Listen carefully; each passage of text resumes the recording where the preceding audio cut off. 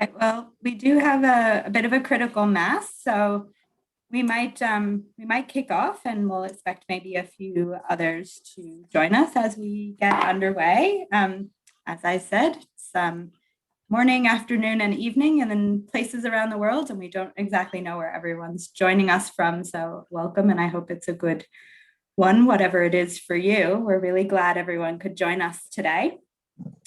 We're hoping that this is going to be a good and interactive discussion about feminist foreign policy. The focus is on the role of civil society at particular junctures of a country's journey to declare and to implement feminist foreign policy. And we'll be drawing out what the experiences and the research that our panelists and discussants will share about might mean both in their context and country and in other contexts and countries, which hopefully will give us the opportunity to reflect on where feminist foreign policy is going and how we can make the most of the emerging momentum, particularly as advocates of feminist foreign policy in any country that you might be working in. So I might just start by reminding everyone of the principles of the NGO CSW New York that have been set up for all virtual spaces related to the CSW space. The principles are to be welcoming and inclusive, respectful of diversity while rejecting sexism, racism, classism, heterosexism, transphobia, global North domination, and other forms of oppression, and to bring an anti-racist and decolonizing approach, asking participants to consider your relationship to privilege based on race and other factors and to engage accordingly. So if anyone does have any concerns at any point during this session, please feel free to use the chat function to message me or any of the other panelists using the direct message feature. And I also just want to note that we are recording this session, and if that raises any concerns for you in regards to safety, please also use the direct message feature to let us know about that. So I'm Joanna Perdella. I'm the Director of Knowledge Translation at IWDA. Alice, maybe next slide. Nope. So IWDA is an Australian-based organization resourcing diverse women's rights organizations, primarily in Asia and the Pacific, and contributing to global feminist movements to advance our vision of gender equality for all. One of the key ways that we contribute to the global feminist movement is through our work in research, policy, and advocacy, which is the team that I lead at IWDA. So we have a fantastic set of panelists who are going to enliven this discussion, and I'm going to bring them into the conversation momentarily.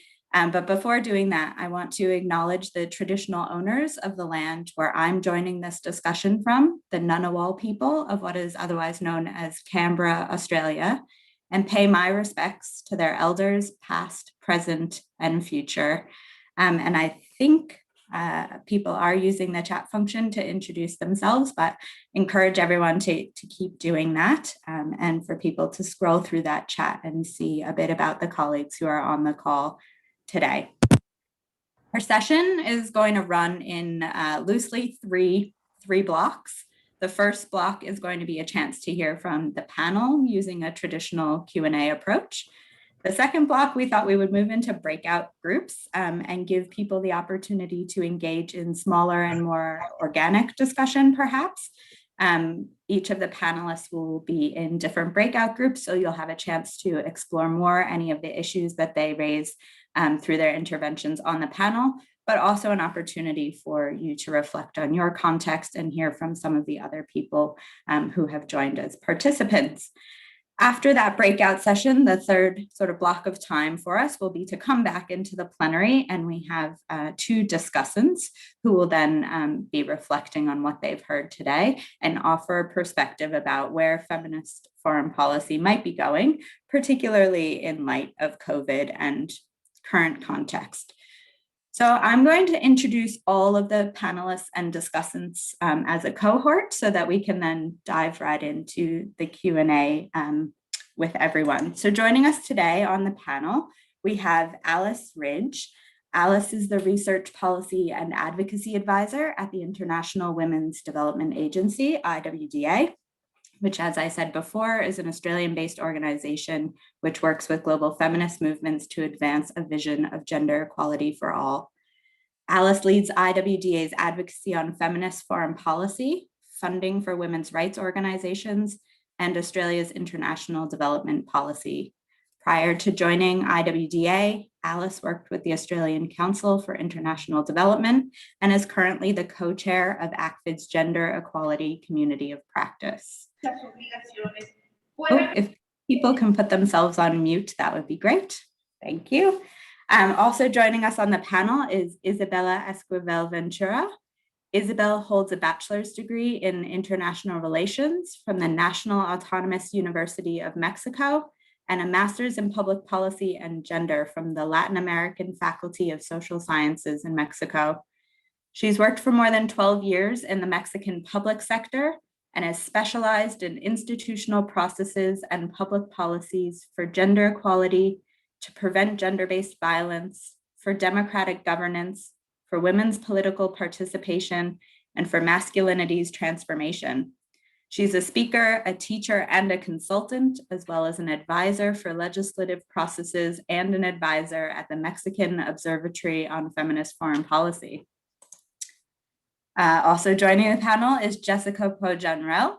Jessica works as an advocacy advisor at the Kvinna till Kvinna Foundation, an organization fighting for women's rights and feminist peace in 20 countries around the world. Before joining the foundation, Jessica worked as an advocacy coordinator at the CSO platform Concord, Sweden, where she led the joint advocacy work of 20 organizations towards the Swedish government, shaping and following up on the Swedish feminist foreign policy. Before that, Jessica worked in Brussels with EU policy and for civil society, focusing on sexual and reproductive health and rights. Jessica holds a master's degree in international humanitarian action from Uppsala University and a bachelor's degree in international relations and anthropology from Monash University in Melbourne. Nicolas Rainaud is the advocacy manager on France and international issues at Equipop, a civil society organization that's based in West Africa and France. Nicolas has worked for 12 years in the field of international solidarity and is involved in the monitoring of feminist public policies through several institutions, such as the French NGO platform Coordination Sud and the Gender Equality High Council, an official body that produced the first report on the French feminist diplomacy. And Nicolas also shared with us this morning that this is the first time that he has participated in a CSW, though he has been following the forum for many years. So that's an exciting milestone. Lastly, on our panel is Beth Woroniuk. Beth is the policy lead at the Equality Fund and chair of the Women, Peace and Security Network in Canada. She's also a member of Canada's Feminist Foreign Policy Working Group. Last year, the working group coordinated online discussions to feed into Canada's soon to be released, we hope, she says, Feminist Foreign Policy paper. And then when we return from our breakout session, we have two discussants on the future of feminist foreign policy. The first is Dr. Jennifer Thompson. Jennifer is a lecturer in comparative politics at the University of Bath. She's recently been publishing on the concept of feminist foreign policy and is hoping to start work soon on a bigger project comparing the trajectory of feminist foreign policies across the various states who have adopted it so far. And last, but certainly not least, is Lyric Thompson. Lyric is the Director of Policy and Advocacy at the International Center for Research on Women, ICRW. She leads the institution's formulation of evidence-based policy recommendations and oversees ICRW's advocacy efforts, both with the US government and internationally. Lyric brings more than 10 years of experience in global gender and development issues, and she leads or is a member of a number of advocacy coalitions, including the Coalition for a Feminist Foreign Policy in the United States, and the US Civil Society Working Group on Women, Peace and Security, amongst many others. And Lyric is also a CSO delegate on the US delegation to CSW this year, which is very exciting. So this is our incredible, very esteemed panel, and I'm really pleased to actually be able to put the conversation in their hands now. So I might move over to Alice and give you the floor first. IWDA has been doing a piece of research on trajectories to uptake of feminist foreign policy, and Alice is going to take us through some of the emerging findings. Over to you, Alice. Hi everyone, thanks so much for joining us today. We're really excited to have you here to talk about feminist foreign policy. I'd like to start by acknowledging the traditional owners of the land that I'm joining the call from today, the Wurundjeri people of the Kulin Nation, and pay my respect to elders past and present. I'd also like to acknowledge my colleague Liz Gill-Atkinson, who has really done the lion's share of this research, but unfortunately wasn't able to join today. So I wanted to give her a big shout out as really the person who's been, really doing the legwork, early mornings, late nights to do all these interviews for this research project. So it's been 7 years since the first officially feminist foreign policy was announced by Sweden. And since then, we've had Canada, France, Luxembourg, Mexico, and Spain all joining the mix. IWDA has been advocating for Australia to adopt a feminist foreign policy for a number of years. And as more countries go down this path, we wanted to understand more about the factors that have enabled these policies to come into being and what they might teach us about our own context. So last year in 2020, we commenced a research project to find out what has worked in these other contexts. What are the pathways that countries have taken in adopting feminist foreign policies? In doing this, we wanted to create a resource for ourselves and for others that would inform advocacy towards feminist foreign policies around the world. So to do this, we reviewed the existing literature on feminist foreign policy, and we conducted a series of in-depth interviews with stakeholders across civil society, academia, and government, who bring specific knowledge of countries which have adopted feminist foreign policies, and really pleased that our panel is made up of people who were interviewed for this project. So they'll be able to speak in more detail to the context that they shared. At the moment, we're validating the analysis of our interview data with participants, and we'll be writing up the findings over the coming weeks and months. So I'll share a link at the end if you'd like to stay in touch about the research and receive a copy when it's finalised, because we'd really love to be able to share it with you all. So this slide just gives you a sense of who we spoke to. We did 29 interviews across 9 countries in 3 languages. And you'll see we spoke to several people who had experience in the UK, even though they don't have a feminist foreign policy, which is partly because there's a really active group of advocates and researchers working in the UK context who actually have a lot of knowledge of countries which do have feminist foreign policies. And also that the UK Labour Party took a feminist international development policy to the 2019 general election. We thought there were some interesting lessons that we could learn about how that policy sort of became part of the platform in the first place, even though the Labour Party wasn't successful in winning that election. So as a good researcher, I have to talk about limitations really quickly. So the main things to note are, unfortunately, we haven't been able to talk to anyone who has knowledge of the situation in Luxembourg. I'd love to hear from you in the chat if you know anything more about that country. That we do know that the announcement there was prompted by the Green Party, making it a condition of their decision to join the governing coalition. But that's really all we know. So really happy to hear from anyone who knows about Luxembourg. Spain also announced their policy after we had done our interviews, so they're not included in the report. And then I just wanted to note Canada's an interesting case because they have both a feminist international assistance policy for a number of years and are now developing a feminist foreign policy. And I know Beth will speak a bit about some of the differences in experiences there. I've already mentioned the UK, and then the biggest limitation on the content side is this research isn't evaluating the content of feminist foreign policies or the impact that they have in the world. It's really just looking at how they came to be. So we'd love to do that sort of broader work at some stage, but it would be a really big project. So at the moment, we've just focused on the pathways to getting feminist foreign policies in place. Okay, so findings. So what we have found in terms of the way that feminist foreign policies come about is that they almost always come as a surprise, both to civil society, but also sometimes even to people working within the foreign policy bureaucracy or in other parts of government. And in most cases, it seemed to really be a minister or a prime minister going out on a limb and making an announcement of feminist foreign policy without really much consultation or sort of process behind it.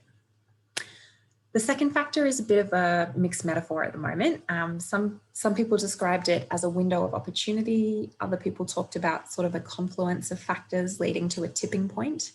But some of the examples of this included, big international platforms where a government or a country really wanted to make a splash. So, for example, Sweden's feminist foreign policy came about at the same time that they were bidding to be on the UN Security Council. France was hosting the G7, Mexico are now hosting the Generation Equality Forums, and their announcement came in that context. So these sort of international platforms providing a space to make a big announcement. Another factor was the personal values and background of the person driving the announcement, and probably Justin Trudeau is the most obvious example of that.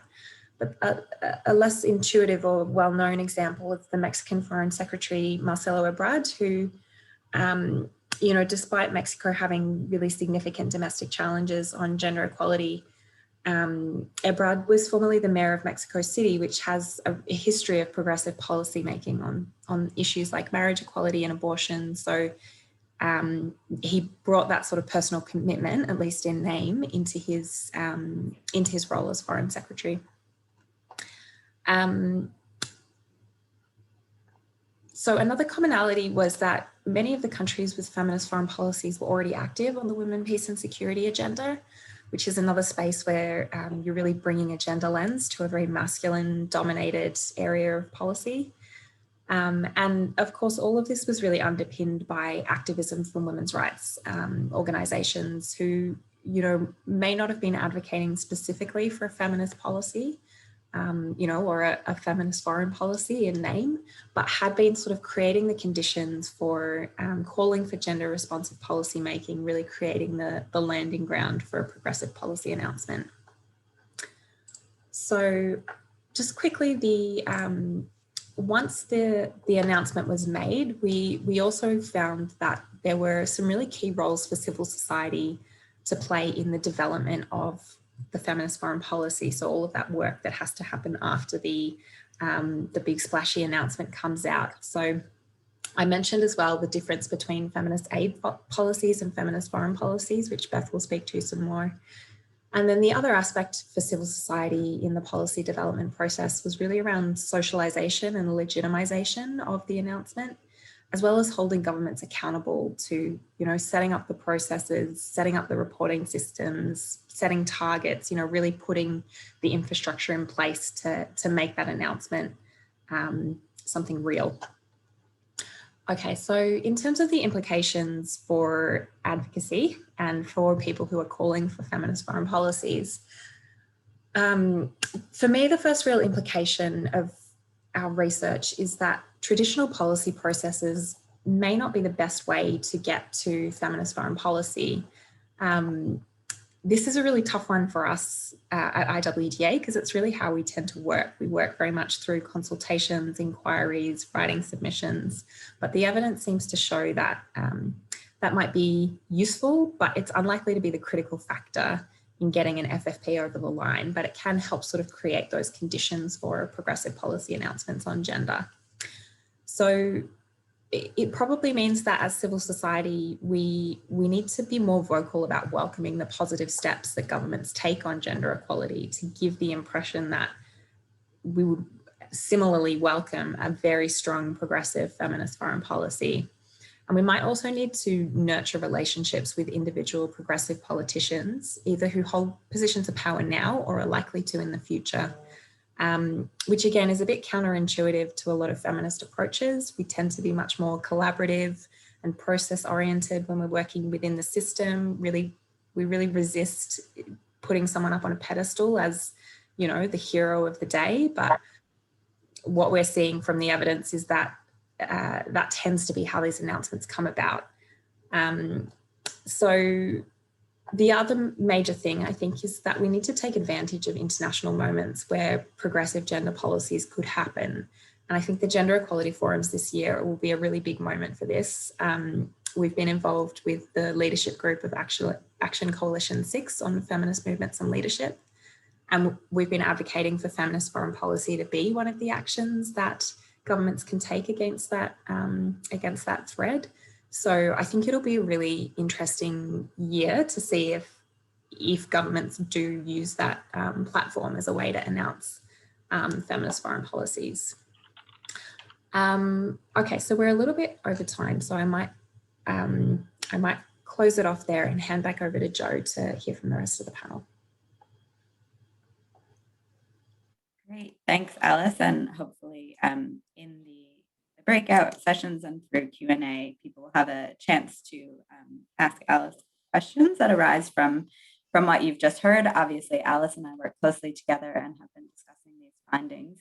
And I think that, as she pointed out, there's some really interesting things that have challenged our assumptions about what might work in the context of advocacy. And hopefully it sparked some thinking for you all this morning as well. So I might turn now to Isabella to further explore some of what Alice has raised. Mexico is the first global South country to have announced a feminist foreign policy, but in many ways, the experience there aligns to those common themes that Alice was pointing out. So Mexico's interest in co-hosting the Generation Equality Forum provided a window of opportunity. The policy was driven by a particular government official and certainly came as a surprise to civil society as we understand it. But that announcement has also been met with skepticism from groups that are pointing out the fact that women in Mexico are still fighting for their daily safety and equality in the domestic context. So Isabella, can you talk to us about how you think being the first global South country to adopt a feminist foreign policy has impacted on Mexico's journey? Thank you, Jo. Thank you so much, and nice to meet everybody here. I'm really happy and honored to be in this event. Before to answer, I would like to thank the International Women's Development Agency, especially to Lee Jill Atkinson and Alice Rich, for leading this important research about the pathways on feminist foreign policy in different countries. And to talk about your question and the context you just resumed, I would like to answer briefly that we could consider that the feminist foreign policy hasn't impacted really in Mexico's journey. And I would like to explain briefly through sharing a general overview and an analysis about the Mexican experience of this topic. I'm going to share a brief presentation to help my explanation. Give me a second, please.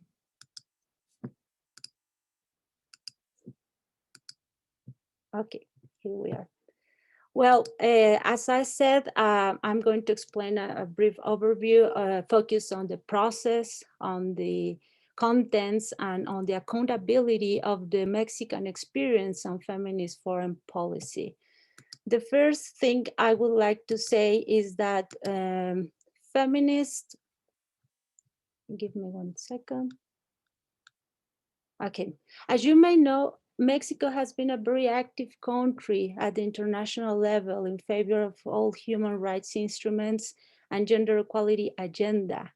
For that is not strange that Mexico promotes the Generation Equality Forum with friends. However, I have to say that Mexican leadership does not only rely on official voices and governmental representatives. Mexican civil society, feminists, and women in general play a very important role in building gender equality tools and skills to advancing women's human rights. And in many times, the third sector has addressed many of the women's problems that the state has not been able to address. Despite this importance, the Mexican feminist foreign policy has been a surprise, as you said, Jo, for the domestic social movement, because it was launched by our Foreign Affairs Minister at the 74th UN General Assembly in 2019, and later through an official communique from the Foreign Affairs Ministry in January 2020. Since then, this policy has been an official and unilateral process which has not allowed a broad and active participation of Mexican women. After that, we have to wait some months to know what the government understands as a feminist foreign policy. And the first document we had was a conceptual note which in a very general way talked about the international women's agenda in the last decades. And it had also a main structure based on 5 points, and it is about its contents. The 5 points we saw in this document was a foreign policy with gender perspective and international leadership in general, a gender parity and a good organizational culture, a ministry free from gender-based violence, making visible women's contribution, and an intersectional feminist approach to all foreign policy actions. I have to note in these points that all these topics are existing legal dispositions and policies in Mexico. Some of them are from decades ago, and at least in average, they have 1 decade ago that they exist, and they are mandatory for all public institutions. Overall, we have constitutional dispositions on human rights, gender parity, gender equality, and non-discriminations, and they are a result of decades of women work in Mexico and of course, women around the world. So we have more doubts and questions than answers from feminist foreign policy in Mexico that motivated the articulation of several women in our country, where we are discussing how could we read and how could we contribute to the idea of a feminist foreign policy in our country. We're not really sure that our reflections and proposals are heard within the government. But we have also a lot of concerns because feminist foreign policy seems to be a feminist, unaccountable policy despite its name. And it seems to have a certain level of political opportunism and institutional simulation. The main concern, I think, is in the political and ethical dimension. I have to compare all the advances that we have facing, or all the problems that we women have in our country.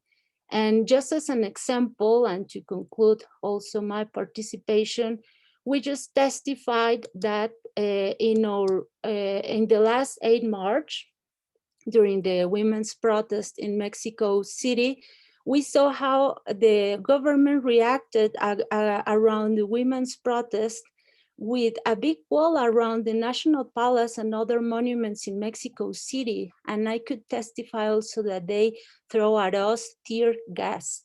And there were a lot of police elements that were making many bad things against our colleagues during the protest. So what feminist transformation could we expect from a government who first do not recognize the critical role that civil society and women in general play beyond those women inside the Ministry of Foreign Affairs? Second, a government who exchange enforcing human rights and gender equality obligations as a feminist initiative. And third, a government who is not accountable with women and feminist movements, and just as an example, during women's protest. Finally, it's easy to understand now that a group of Mexican women circulate right now a letter to the international community about how Mexico's feminist foreign policy is inconsistent. And I have to say that I support that position. So for that, I think personally that a policy can never be feminist. The policy is not a woman, but the only pathway any policy could try, if it wants to respond and be consistent with feminisms, is being respectful mindful of women's knowledge and will in our diversity and building from and with us. We cannot be outside this big process that they are trying to build. So thank you very much. I hope to share more about our experience, and I'm really glad to know also the other countries' experience. Thank you. Thank you so much, Isabella. So much to think about in there. And I think you've left us with some excellent questions right at the end. And that point particularly about, for feminists, the how we do things is so important, and bringing the feminist approach to a process, not just to an outcome that we seek. And what does that mean for these feminist foreign policies that have not followed that process? But I think this is something that maybe Jessica can pick up on as well. So of course, the Swedish feminist foreign policy was the first, and Sweden set out the framework that others have now stepped into. But we don't often hear actually about the genesis of the announcement that was made by Minister Wallström. So can you tell us a bit about the factors that influenced the announcement in Sweden and the way in which civil society in particular has been able to use those factors over the years to actually hold the Swedish government accountable? Yes, absolutely. Hi, thank you first of all for inviting me to this very important and interesting discussion. To jump right into answering your questions, I would say that Sweden had a very conducive environment for this to happen in 2014. Although it wasn't known, it was definitely not something that was shocking in Sweden. So gender equality has actually been a central goal for Swedish development cooperation since the mid-90s. And that's stayed that way regardless of government. And so it's been agreed upon across essentially all the political parties in the Swedish parliament that it makes perfect sense to have gender equality as a central goal for development cooperation. And then what happened sort of to the leading up of the announcement in 2014 was that 2014 was an election year in Sweden, not just any election year, it was a super election year. We had first the election for the European Parliament in the spring, and then we had a national election in the autumn. And throughout this election campaign, a new feminist party actually emerged on the scene and became really big and popular. And in the spring election to the European Parliament, the Feminist Initiative Party actually got 5.5% of the Swedish votes. So that was like a big surprise and to everyone. And it meant for the other major parties that they felt like they needed to shape up and show that they were also actually feminists. There was no need for a feminist party in the Swedish parliament because they're all feminists. So I would say most of the major parties then adopted a very feminist profile ahead of the national election. And in the gallops ahead of the national election that year, it showed that 49% of Swedish voters actually self-identified as feminists. So I guess that's the whole female population perhaps. And as many as over 72% of voters thought that gender equality was a very important or a rather important issue when choosing a political party. So it was definitely a very conducive environment for any political party to announce that they were feminist. And so what happened when the Social Democrats, which is kind of like the Labour Party in Sweden, won the election that year, was that the Prime Minister actually announced that the government was now a feminist government. And the Foreign Minister, Margot Wallström, announced that Sweden now had a feminist foreign policy. So it was kind of rather part of a package. But I would also like to add that Margot Wallström, as the foreign minister, was the only minister who announced her own specific feminist policy for her specific area of work. So in that sense, she was the one of all the other ministers who grabbed this opportunity and this chance to really make something out of her specific portfolio of being able to announce the feminist foreign policy. But it was definitely, obvious, or at least a very good opportunity for someone like her to grab in order to announce this when we had that kind of environment and that strong support for feminism and politics in Sweden during that election year. When it comes to how we in civil society has been able to use this, I was at the time coordinating a policy coordinator at a big Swedish civil society platform, and we had a gender working group. But as soon as the government announced a new feminist foreign policy, we sort of, really enforced our gender working group, and also decided there and then that the main focus for our working group was going to be follow up this feminist foreign policy, ensure that this was going to be an ambitious one, not let them get away with low-hanging fruits, and really make sure that they would implement it. So this became our main focus, and we had about 20 organizations working for many years with gender in development cooperation and in peace building that were part of this working group. So we very quickly produced a publication. Already just 1 year in, we produced our first publication called How Feminist is Sweden's Foreign Policy, where we sort of, we were kind of trying to evaluate it. Of course, we knew only 1 year in was very early to evaluate policy, but the reason we wanted to come out early was, of course, in order to make our mark on this policy as well. So we sort of evaluated the policy, but we also really used this publication to put forward our asks and our suggestions of what the policy should include, and that it really should be a feminist foreign policy and not a feminist development policy or aid policy, that it needs to include all the difficult questions, including security and so on, and not just the sort of soft political areas.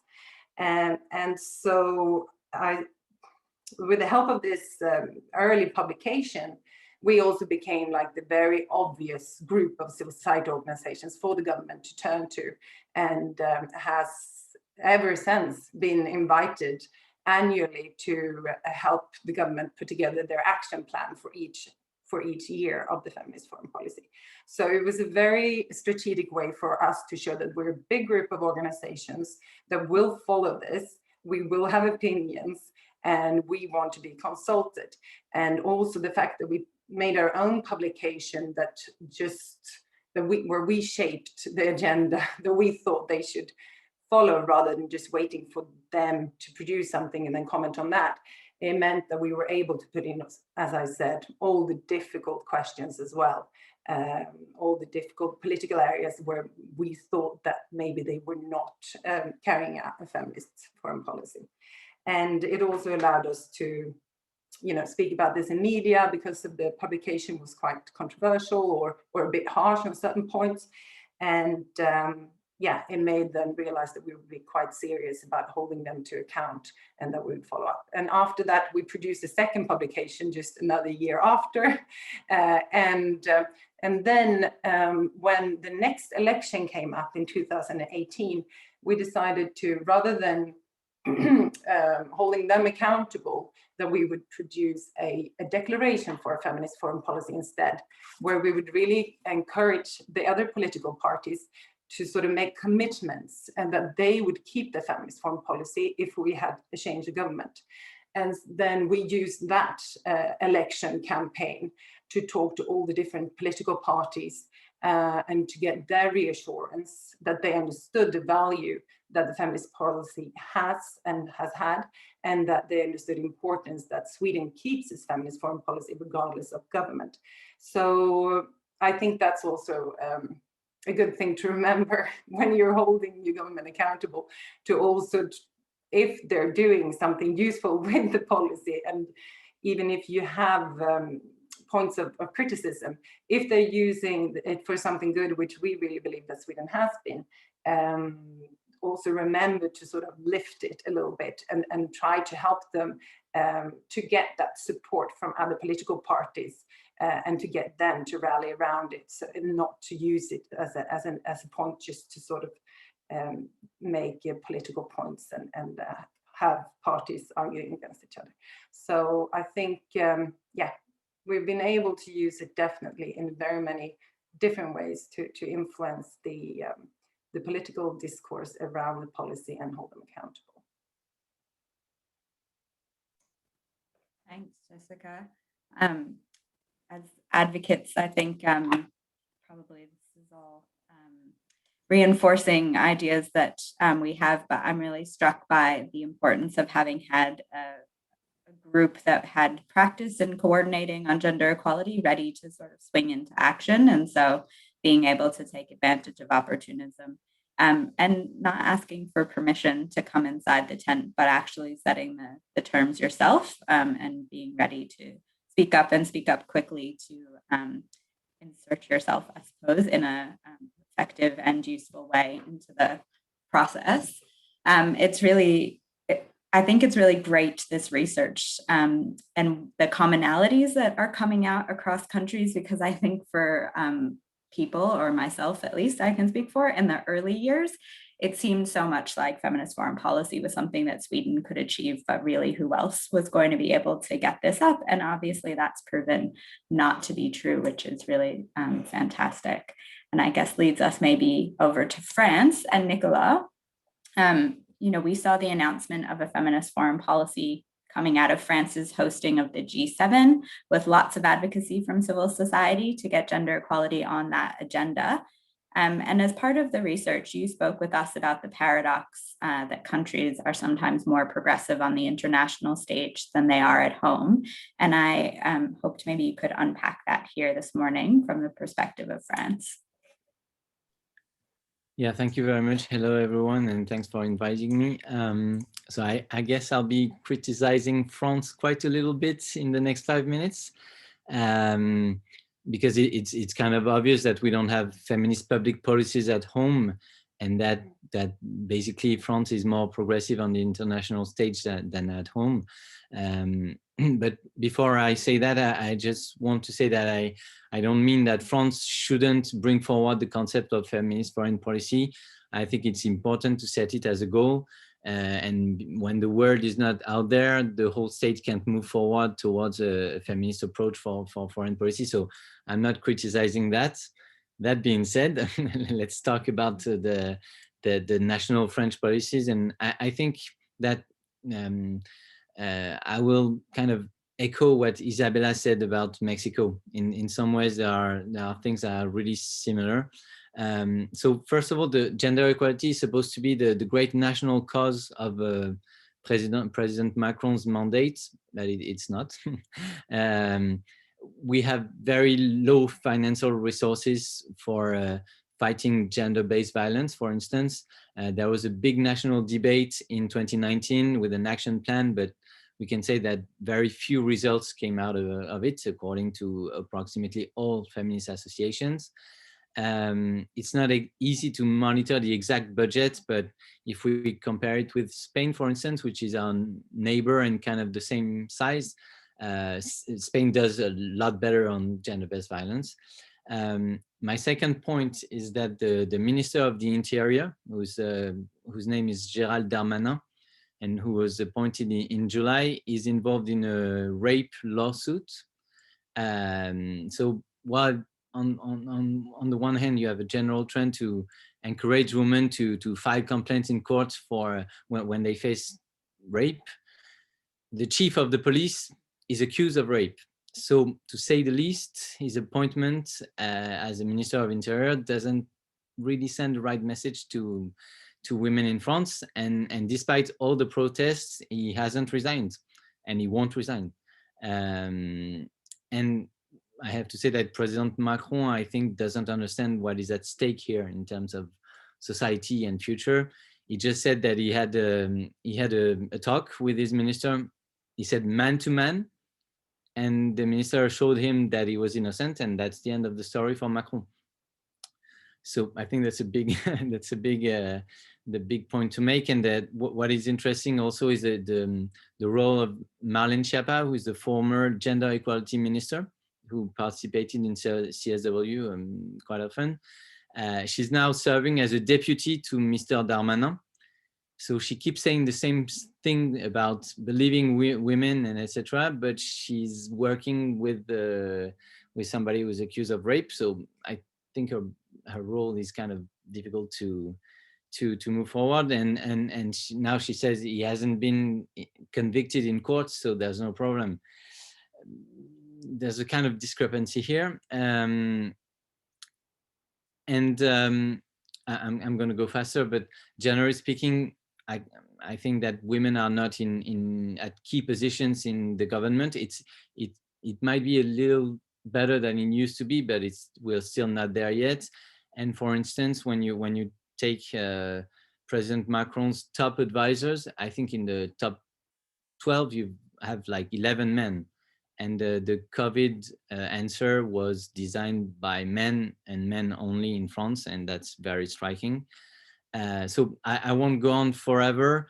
And I think, unfortunately, it's more or less the same in many countries. But I want to say that maybe part of the answer as to why there's a discrepancy between the so-called feminist foreign policy and the feminist policies and the policies at home. Maybe the answer is that the foreign policy is not completely feminist yet. I mean, the chief of the diplomacy, Macron, is not a feminist. So how can the foreign policy could be? But I don't mean to say that everything is perfect abroad and nothing is good at home.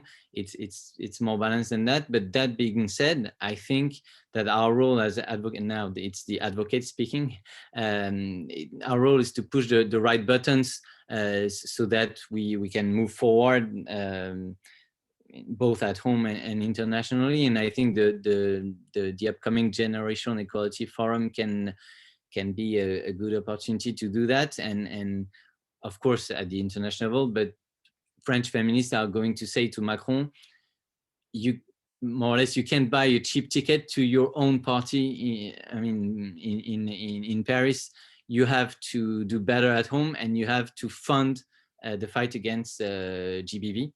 And to conclude, I think another good test and very important moment is France is going to be a president of the EU in 8 or 9 months for 6 months, and they intend to promote the feminist approach to diplomacy. So we'll see if they do it also on domestic issues, and I think it's going to be. I mean, there's a huge critical moment here for France in the next, I don't know, year also. Thank you very much.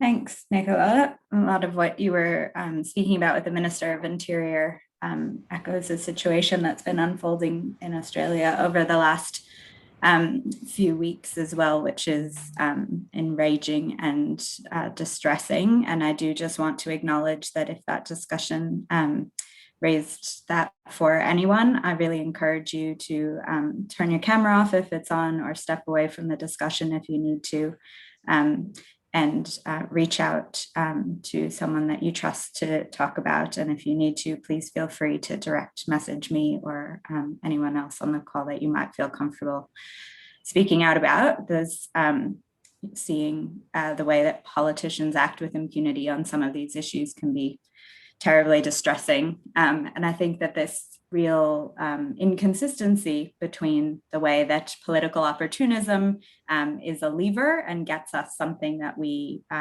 ostensibly are calling for and that we want, this feminist foreign policy. It gives us a hook for accountability. It gives us an opportunity to push the government to do better and to use commitments that they've made to help leverage better action out of them, and yet also comes with some of these real hypocrisies and challenges for how do we reconcile what they're saying and what we want from them with some of what they're doing. And I think that is certainly a common experience across many of the countries that have declared So I might turn to you, Beth. Obviously, Canada's action in the G7 was also influential on France's action, but Canada has taken a different route to feminist foreign policy, starting first with that feminist international assistance policy, and only now going through that process to broaden it out to a feminist foreign policy. So that does mean that civil society has been more involved in the process to develop the feminist foreign policy before it's officially launched. And we were hoping that you could share about your involvement in the process and how you think the role of civil society engagement in the lead up has, or might, fingers crossed, impact on the kind of policy that Canada will ultimately announce. Thanks, Joe, and thanks to IWDA for organizing this great discussion. And I too would like to acknowledge the land that I'm calling in from. I'm calling in from traditional Algonquin Anishinaabe territory that is unceded. And I would like to acknowledge the stewards of the land before Europeans arrived. I think that there are similarities with the Canadian case and the Swedish case. We did have a fertile ground for the work on feminist foreign policy with the election of the Justin Trudeau government in 2015. There was the famous scene where after the Prime Minister announced his gender balanced cabinet and was asked, why did you do this? And he said, because it's 2015. And this government was not afraid to use the label of feminist. We had the quote on the screen before from the Prime Minister. And I think this was a really important lever or opportunity to build on. When this government started, they launched a whole series of consultations, and one of them was a year-long consultations on development assistance. And civil society groups organized around that, urging the government to do better and more on gender equality. Like Sweden, this had been a priority for many, many years, but we all thought that this could be stronger and more clearly articulated. So when the Feminist International Assistance Policy was announced in 2017, there was significant applause, and frankly, we were surprised that they'd actually used the label of feminist in that policy. Pleased, but surprised. And then this gave us something else to build on going forward. We started hearing 2018 that Canada had a feminist foreign policy. It would be dropped in speeches by the then foreign minister. And we kept asking then, we started to ask the government, well, what do you mean by a feminist foreign policy? Is this like Sweden's, or is it something else? Or could you please articulate for us in some kind of policy document form what you meant by what you mean by a feminist foreign policy?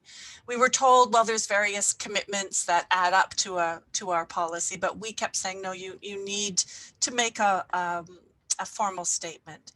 So about 3 years ago, similar again to Sweden, we formed a working group among civil society organizations to advance these discussions.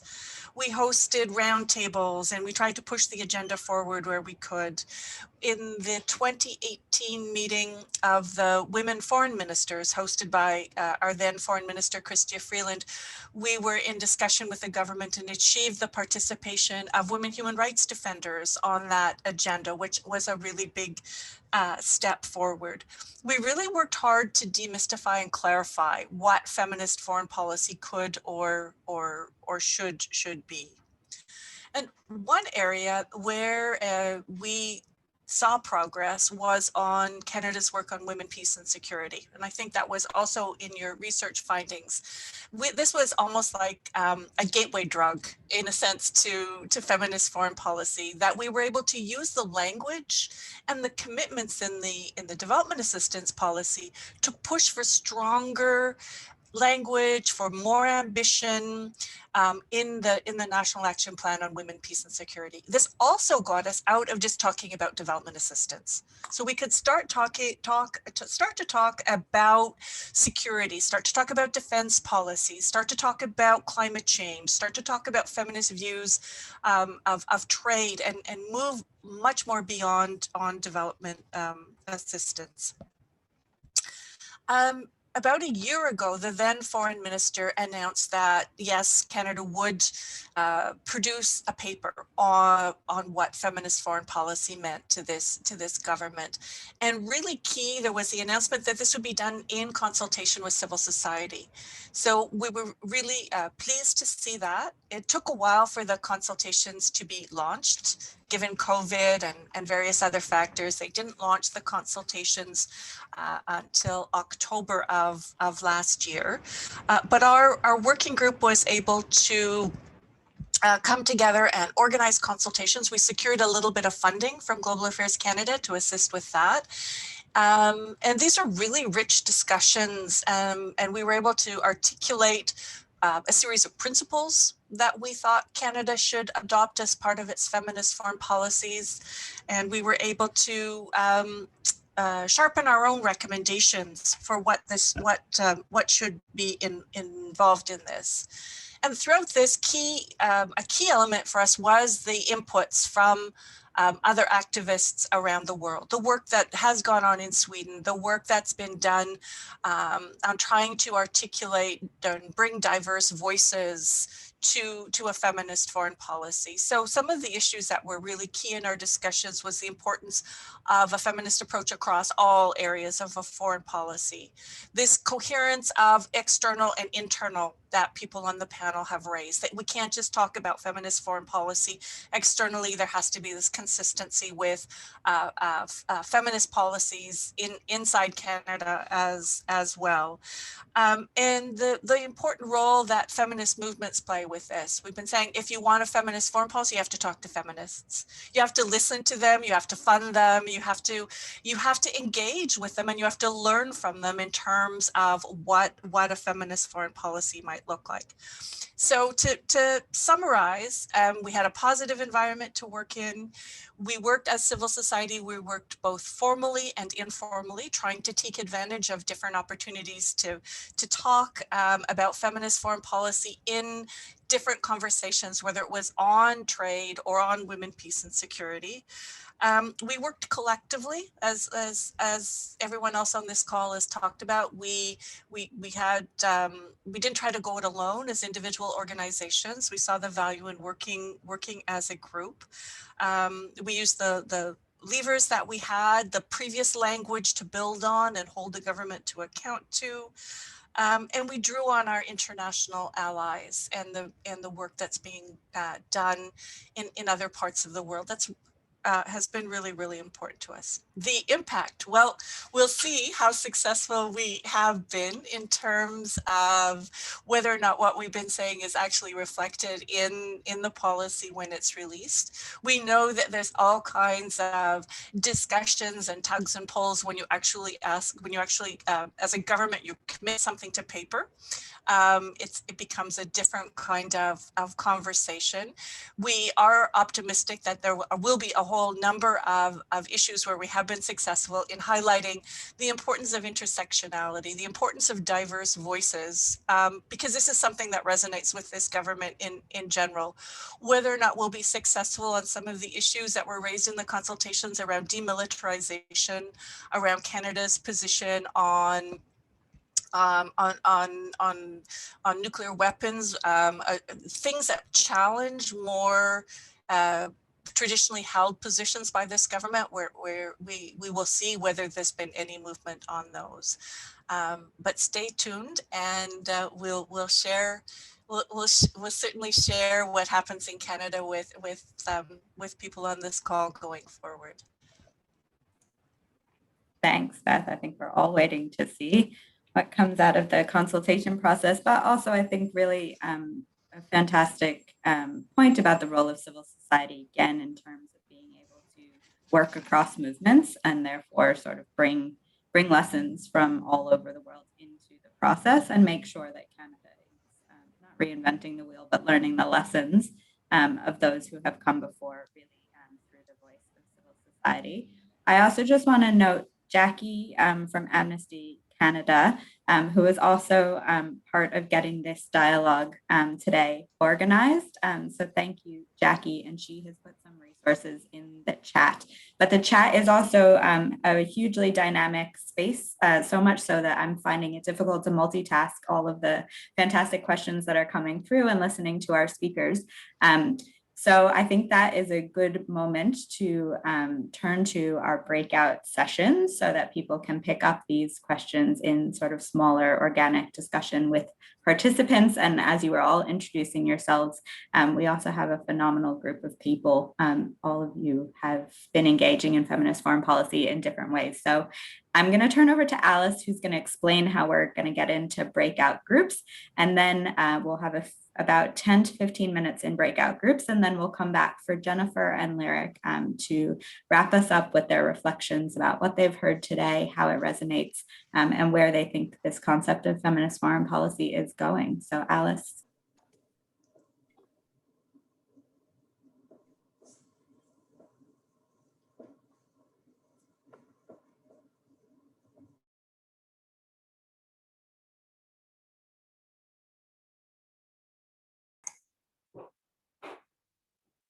All right, we might just make sure. Alice, can you see if everyone's back from their groups? Yeah, they are. Excellent. Well, so I hope everyone enjoyed that opportunity to have sort of smaller group discussion and take questions and follow organic trains of thought a little bit. I popped into some of the rooms, and it's interesting to hear where everyone was going. So we have our final block of our session now. Lyric and Jennifer have no doubt been listening hard to what everyone's been saying here today. And of course, both come with significant experience as global advocates and academics working on this concept of feminist foreign policy. So I really want to turn it over to them sort of for the final word to conclude this session, really offering their reflections about how what they've heard today resonates with their experience. And I guess particularly sort of, it wouldn't be a 2021 conversation if we didn't add in the word COVID at some point. So thinking about sort of where is feminist foreign policy going in this COVID world. So maybe Lyric to you first and then to Jennifer.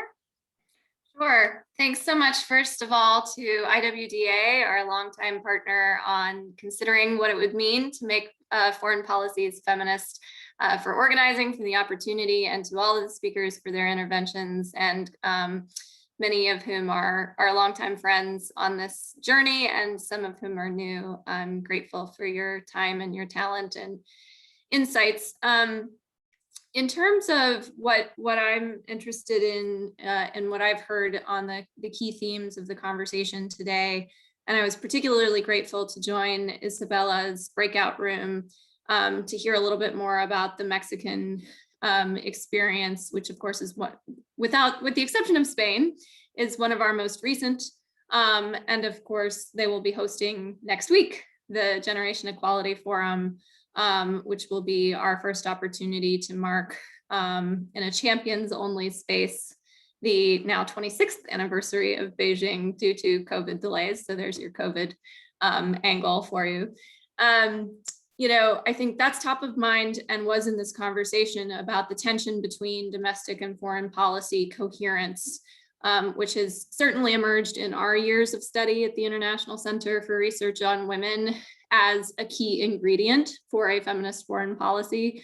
We undertook this work because we were troubled, as Beth shared, by the lack of definition of what is a feminist foreign policy. And CSW 2 years ago was one of our first conversations on that, co-curated with IWDA, to try to get a sense of what would a definition for feminist foreign policy be and key principles. And across the board, we've consulted with more than 200 organizations in more than 40 countries around the world, including all of the governments that have feminist foreign policies. something that came up a lot was the importance of that domestic and foreign policy coherence. Of course, no country lands it perfectly, but it really creates tensions and causes questions when countries use the F word, which is not necessary. I don't think we've, in our years of study, that we've decided that all foreign policies should be feminist, so much as if you're going to do that, you need to be very clear about what you're signing up for. And I think the Council on Foreign Relations here in the United States has a nice way of putting that, which is that the feminist foreign policy is the highest degree of ambition of existing models of doing gender and foreign policy. So if you're going to do that, be prepared for the critiques, be prepared for feminist activists to come and tell you what you missed. And to the approach that Jessica had outlined, very much invite those voices to your table. Certainly don't shut them out, certainly don't shut them down. And that, I think, has emerged as a learning for us that a feminist process is every bit as important as whatever the feminist content is of the policy, which of course needs to be curated for local context, but anchored in these key principles that are truly global and shared, human rights being very much one of those, and inclusion.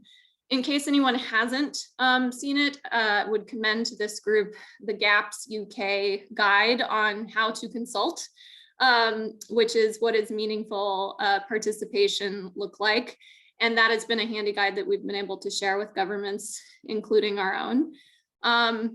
And I think for us, we've landed on a conceptualization of feminist foreign policy that is about the disruption of norms and the transformation of power, and the critical analysis of how has power traditionally been expressed and used across all streams of foreign policy, and how is feminist foreign policy an opportunity to question that, not only with regard to women, but also in other intersecting forms of marginalization in spaces where power has been withheld.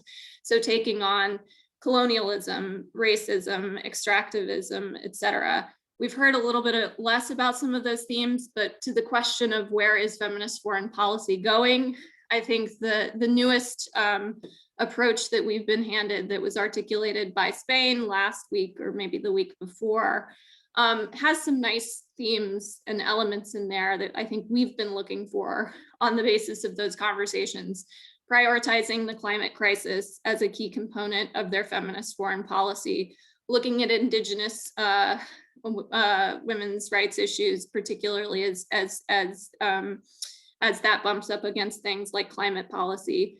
Key focus on security, and a key goal of the Spanish feminist foreign policy is to integrate these questions and analysis in the streams of foreign policy where they've been most lacking, including trade, defense, et cetera.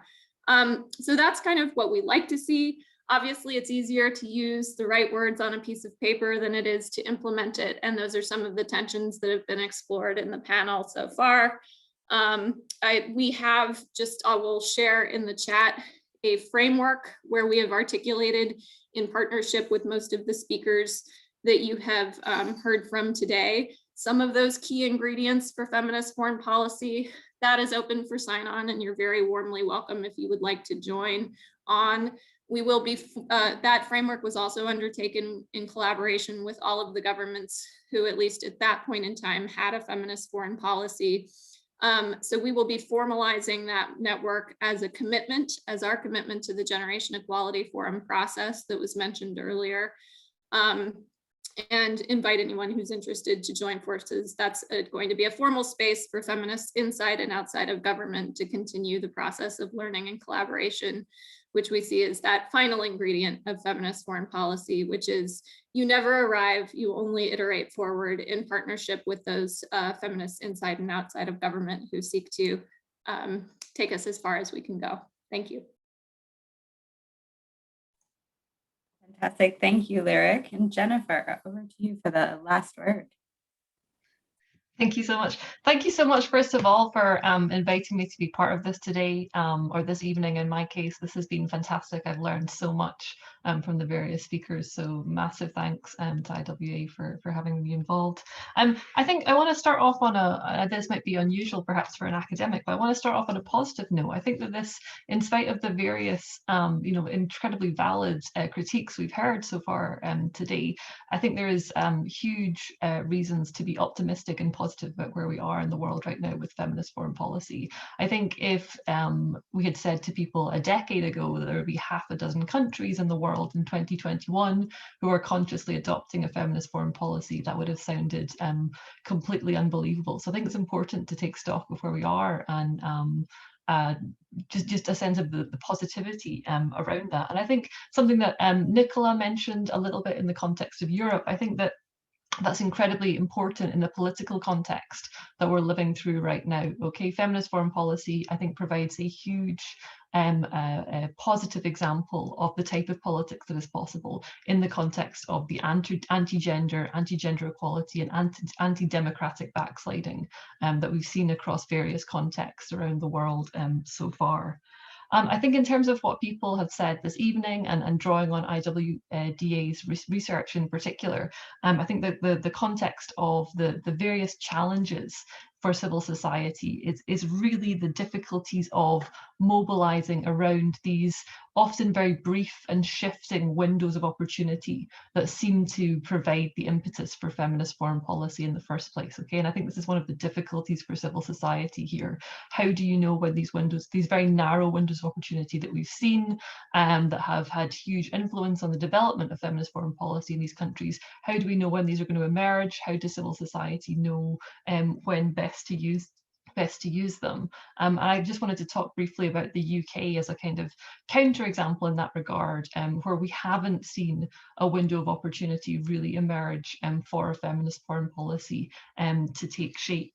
And this feels quite bizarre in some sense, because the UK, I think, should in some ways be fertile ground for talking about feminist foreign policy. The UK has been very strong on women and girls in development policy for a long time. We've had a series of international development ministers who've been very confident in talking about the language of equality, especially with regards to women and girls, but we haven't had that window of opportunity. So I think that's just an interesting counterexample as to how important that is in actually achieving feminist foreign policy. And then I just wanted to end on two final things that I think Alice in particular talked about at the beginning in the context of the kind of future of what we need in terms of research and development around feminist foreign policy. And I think first off, and this is entirely understandable given how new feminist foreign policy is in the various contexts around the world, but I think we're still lacking a sense of the impact and implementation of foreign policy. I think there's now a growing body of academic and civil society research about the content of feminist foreign policy, but because it's so new, I think we still lack a sense of what is it doing on the ground and how is it best implemented. So I think that's perhaps one of the future directions that's needed for research and understanding around feminist foreign policy. And then just to finally pick up on something that various members of the panel spoke about today, was the conscious employment of the word feminist by states. And I think that perhaps another role, as several of the speakers pointed out tonight, and another role for civil society in this regard is really to hold states to account when they use the word feminist. This is not a word that I think generally comes very naturally to states and has been far more naturally attributed to civil society and the public sphere. So I think civil society's role moving forward is not just about shaping feminist foreign policy, not just about encouraging states to take up feminist foreign policies, but also holding them to account when they use that language and really interrogating and asking what they mean by that word feminist, especially in terms of the kind of difficulties and hypocrisies we've heard from the various states that are already employing it tonight. But thank you once again. I've learned a huge amount and this has been really fantastic. So thank you so much to IWDA for putting this together. Thank you. Thank you, Lyric and Jennifer, for those final reflections. I'm sure I have more questions that I would still like to have the opportunity to engage people on, and I'm sure others do as well. I know that there were questions in the chat that we didn't necessarily have the chance to answer. I hope in the breakout sessions, people maybe were able to explore some of those, but we're collecting all of that information. And if we do have a chance to follow up with participants and get some answers, we will try and get that back around to people. So Alice has put in the chat a link to put your email address and contact details down if you'd like to stay in touch with us about feminist foreign policy, this research, to receive a recording of this video. So please use that link if you'd like to stay in touch. I just really want to thank our panelists and discussants one more time. We're very appreciative for you bringing your experience and expertise to this forum, sharing with us today. We know virtual participation comes with its challenges, so also to our participants for bringing your time and energy and commitment in a jam-packed week of CSW. We really appreciate the engagement, and it's really pleasing to see that this conversation continues to have a growing audience over the period of time I've been engaged. I see more and more people coming into this conversation. As Lyric said, we're off to Generation Equality in Mexico next week, and with it, a really concerted period of action, multi-sector activity, securing commitments to gender equality, of which feminist foreign policy most certainly could be one. So I would say that now, as always, is a good time to be loud about feminist foreign policy. And as Lyric has said, that highest level of ambition that we're looking for from governments in this space. So thank you to everyone for the work you do, to our panelists and discussants.